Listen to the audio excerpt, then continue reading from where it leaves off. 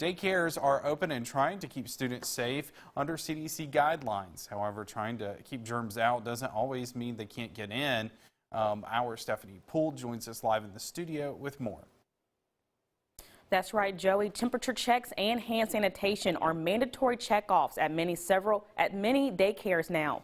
The Columbus facility is going beyond those measures after a student was infected with COVID-19. Over 100 kids are enrolled in Columbus Christian School.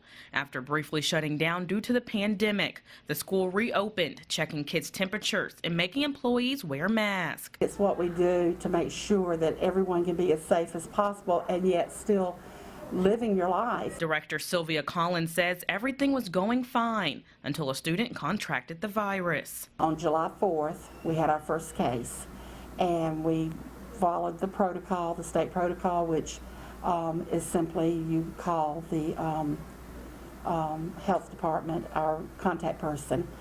And then from there, we contacted immediately every parent in the room. Mandatory quarantine quickly followed. We closed the room for the full 14 days. Collins says to stop all possible traces of the virus, every child from that classroom, along with their siblings, were sent home. The health department received word that the siblings were not to come also, and we did not allow any of the siblings to come into the building either. And of course, any teacher that had had contact with that classroom.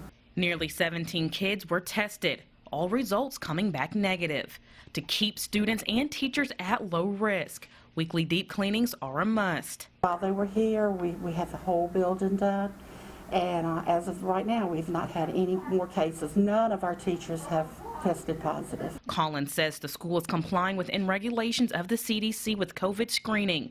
Parents are dropping off their kids at the front door, and visitors must wear a mask along with other safety measures. Reminding everybody, whether you're in childcare or school or a business, that transparency is the only way to do the contact tracing. It's the only way to get it eradicated, is that you've got to be open and honest.